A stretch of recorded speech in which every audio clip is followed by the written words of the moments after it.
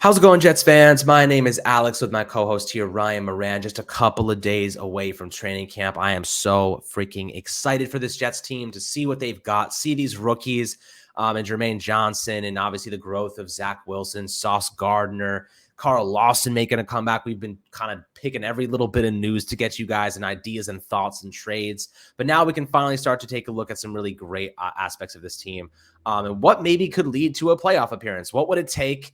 You got a really tough division. It's not going to be easy. You know, the Patriots are always tough for some reason. Even after Tom Brady's gone, you got Miami with Tyreek Hill and, Tua, the most accurate quarterback in the league, according to Tyreek Hill. I don't know how much I believe that.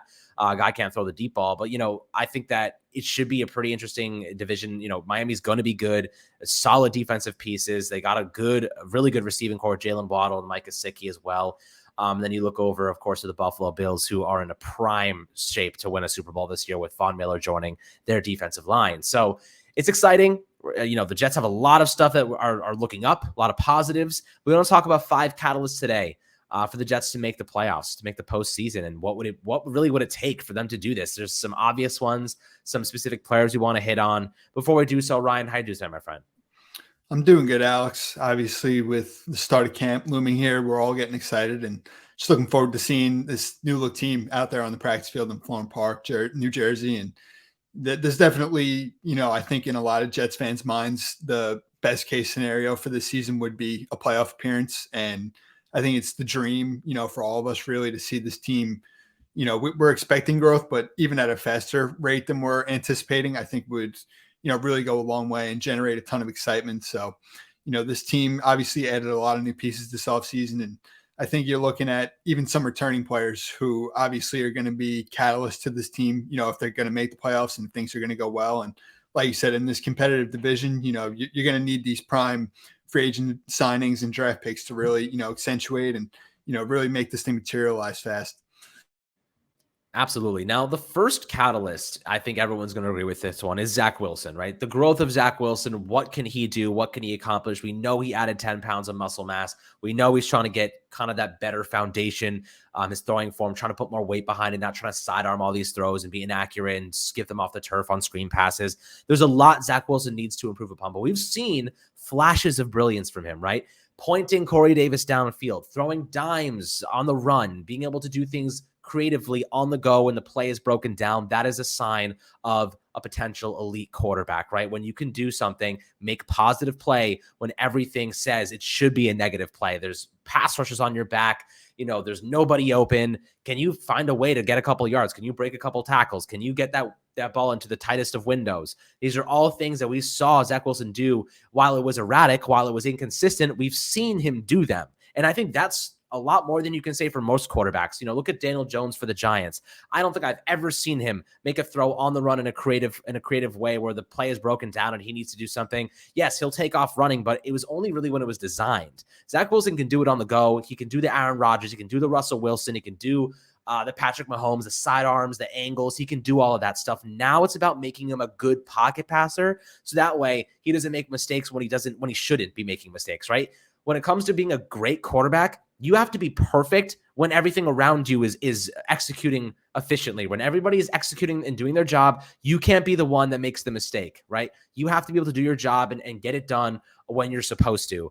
Now, when things break down, that's when there's a little bit of leeway. Of course, you're going to make some mistakes. Of course, you're going to throw an interception every now and then. Of course, things are just not going to go your way. But if you can make the plays even 60, 70, 50% of the time, you're way above everybody else. I think Zach Wilson is capable of that. If he takes that big step forward, if he can put on the field every single game, what we saw in flashes and bunches toward the end of the season in 2021, we're going to see this team win a lot more games than we expect, Ryan. So what is your expectation for Zach Wilson? What does he have to do to really put this team in a spot where maybe playoffs are a possibility? For sure. I mean, I think it's pretty obvious that Zach is really the main catalyst if the Jets are going to make the playoffs in 2022. I think to start, you just look at the experience he gained last year. Being in the same offense from rookie year to second year, I think is crucial.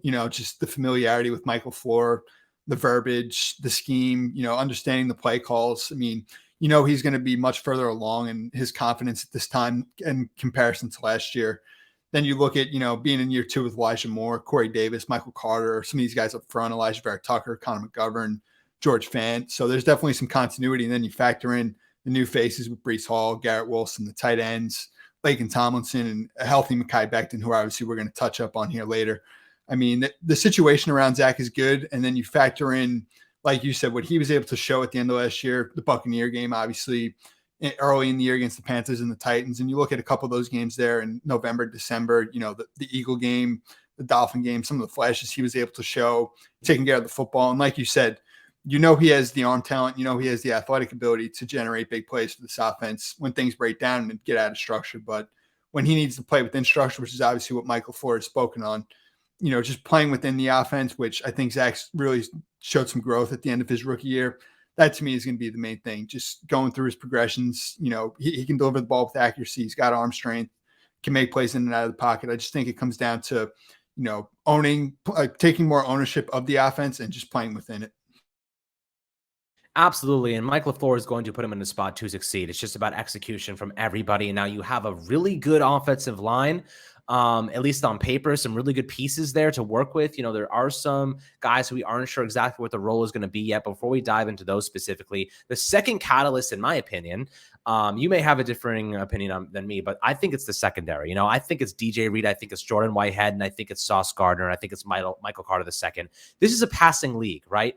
I'll tell you what, like Wink Martindale said a couple days ago for the Giants defense that, the best way to kind of be a great defense is to make an opposing offense one-dimensional. Essentially, if you can take away the running game, you can force them to pass the ball, and they're going to be passing it anyway. But if you can make them one-dimensional, you know what they're doing. You know what's going to come. You know what you can expect.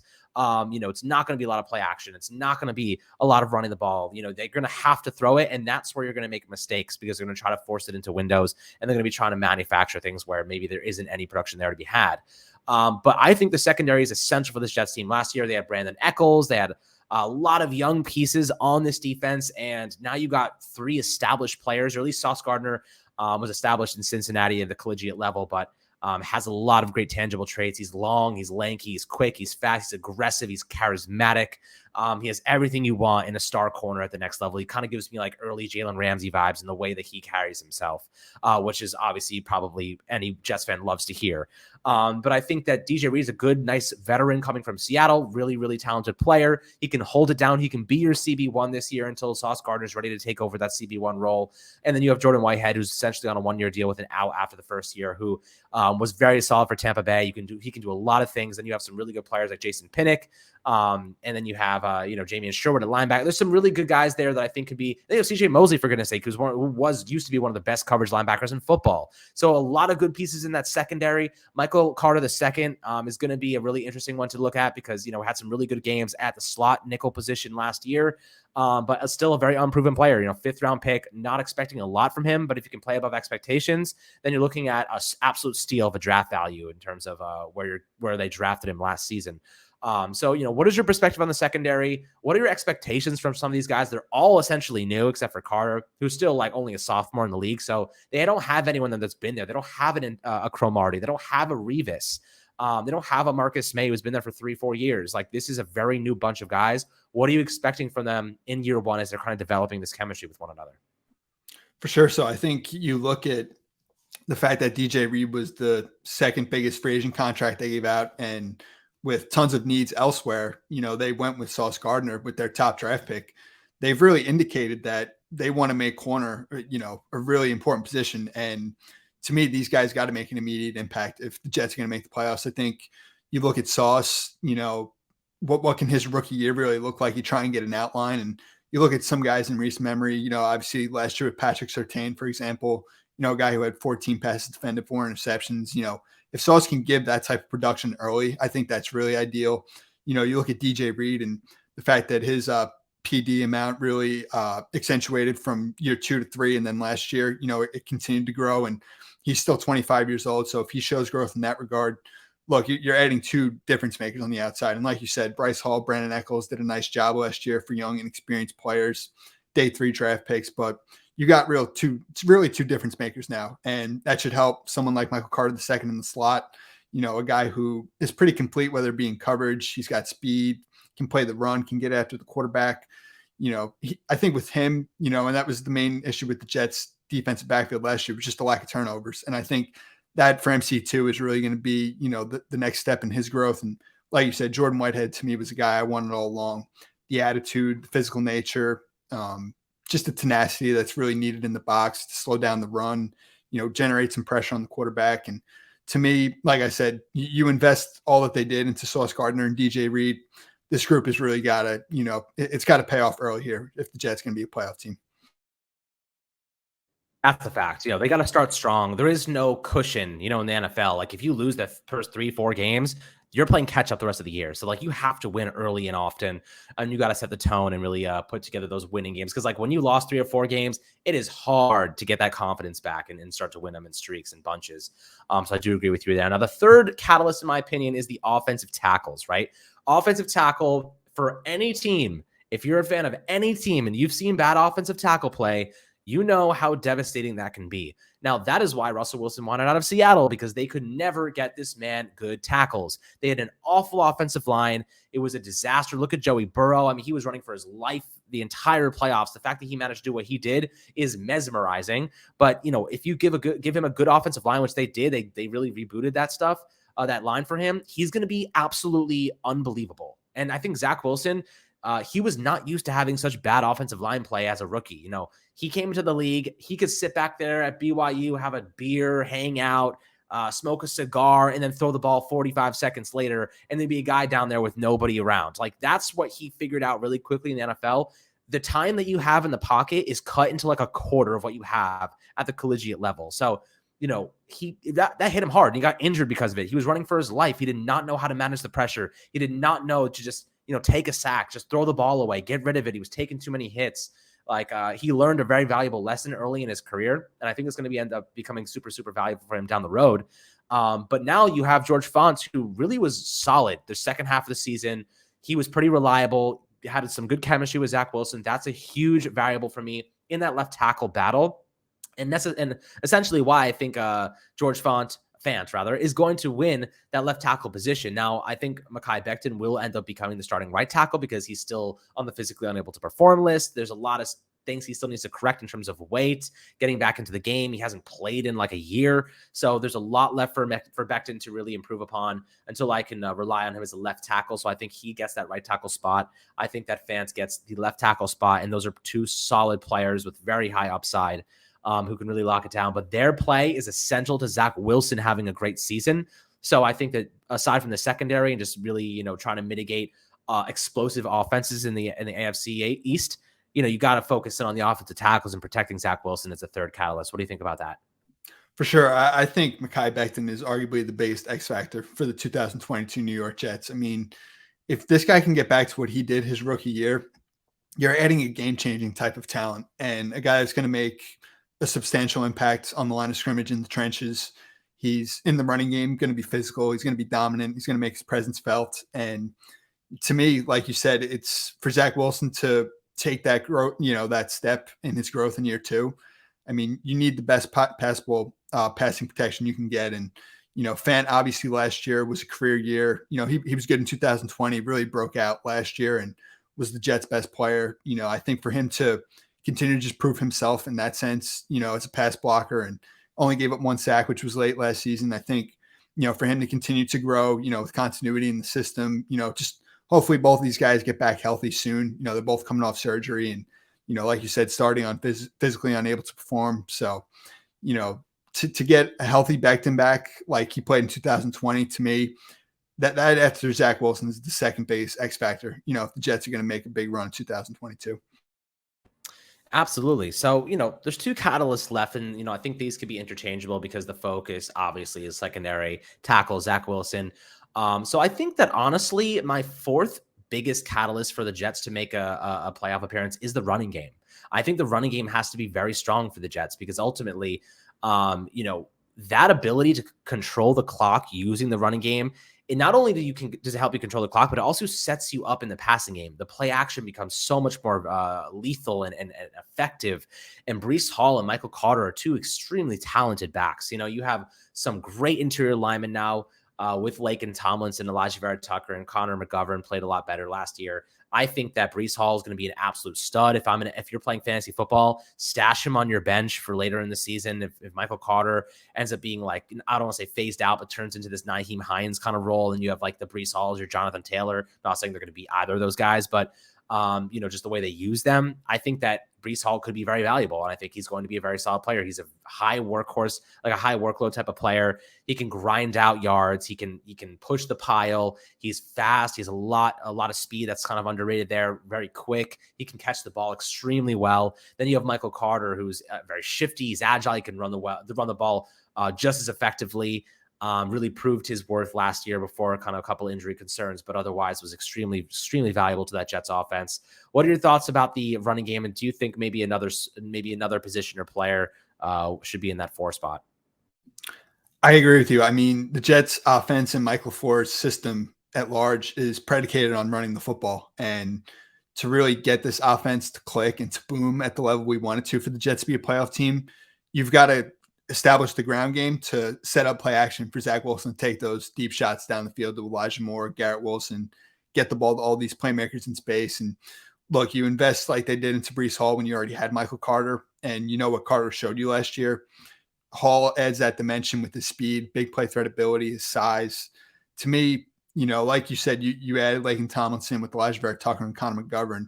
The physicality, the nastiness is there. And for Zach Wilson to really get easy opportunities in the passing game, it's going to come off play action. And, for that to work, you obviously got to get an established ground game on first and second down. Absolutely. So the 5th one, I think, is a pretty clear cut. The 5th catalyst is definitely the pass rush, right? You're looking at Carl Lawson, you're looking at Jermaine Johnson, you're looking at Huff and John Franklin Myers and Quinn Williams, just littered with great talent, great names to work with. Robert Saleh and Jeff Ulbrich are going to have a field day trying to figure out how to best utilize all these guys. Like Carl Lawson is a stud, right? Like he obviously tore his Achilles last year, but came off a really good season with Cincinnati. He is powerful, low leverage, good bend. He's going to wreak havoc on opposing quarterbacks. And, he looks really healthy. So I think that's a really great sign for the Jets moving forward. And then you have Jermaine Johnson, who's immediately going to step in and be a quality edge rusher in terms of stopping the run. He's going to seal the edge really well. He's very raw as a pass rusher, but he has a lot of good moves, really underrated bend. He's fast. He's huge. He's a big guy. There's a lot of stuff to like with him as well. He could definitely have a very underrated season. He's 24 years old, so a little bit older for a rookie, but nonetheless, very talented. And I think that they're going to get the most out of him as a rookie. And then you have, of course, John Franklin Myers, really solid player. And Quinn Williams, who's coming into a contract year before his 4th year. And then you have the 5th year option next season. So he's trying to prove his worth and try to get that extension before the 5th year kicks in. What are your thoughts on this pass rush? I mean, they have a lot of upside. If they can stay healthy, I think a lot of people might be sleeping on them. For sure. I think just speaking on an individual level, after Zach Wilson and Mackay Becton, I would say Carl Lawson and Quinn Williams are almost like tied for 3rd, in my opinion. You're talking about 2 guys who, one on the outside, one on the inside, obviously, they've invested a ton into, and both have the ability to take games over. I mean, you look at Carl Lawson in 2020, he had 64 pressures, an average of 4 a game. I mean, if he can give the Jets even 50 this year, that would be the most they've had in so long. And I think, at his speed, at his power, his arsenal of pass rush moves, and just his pedigree, his dominance, as a speed rusher on the outside is something the Jets have lacked. And to get him back, on the level he's capable of playing at, I think is huge for this team. If, they're going to make a, growth in the win column. And I think with Quinn, going into year 4, finally, in a scheme that suits him best, going into year 2 of it, healthy offseason, and the best surrounding talent he's had. Again, similar to Carl, he should have another 50 pressure season. And if those 2 guys can get an average of 3 a game, to me, it really goes a long way for the Jets. Absolutely. But guys, I'd love to hear perspectives below. What catalyst do you think it's going to take for the Jets to make a postseason appearance? What has to happen? What has to happen that's right? There's a lot of stuff that has to come together, a lot of cylinders that need to be clicking for this Jets team to have a shot at the postseason, especially in a very competitive division with a lot of talented players and a lot of great coaches. There are some people that would say Robert Saleh is the worst coach in the league, but mainly because we just don't know what he is yet. I don't think that's true. I think that's absolute bullshit. I think that he's a very good coach that was in the first year of a rebuild last year with a rookie quarterback and a ton of injuries and no secondary. This year, he's got it put together. They had an unbelievable drafts. Joe Douglas has gifted him a legit roster, like a roster that could be, for the next 4 or 5 years, extremely good. If he can pull it together, have good coaching, and really, manage games correctly, good in-game management. I'd say that's even an honorable mention. Good in-game management, using the clock correctly, using your timeouts correctly, situational play calling. If Robert Saleh can perfect those metrics, those categories, this team could be solid. And I'm really excited to see it because the Jets, have been crappy for a long time and deserve some success. I know the fans are dying for it, and I'd like to see it too. So it should be fun, guys. Would love to hear perspectives below in the comments on YouTube. Make sure to like and subscribe as always, and we'll catch you guys on the next Fireside Jets episode.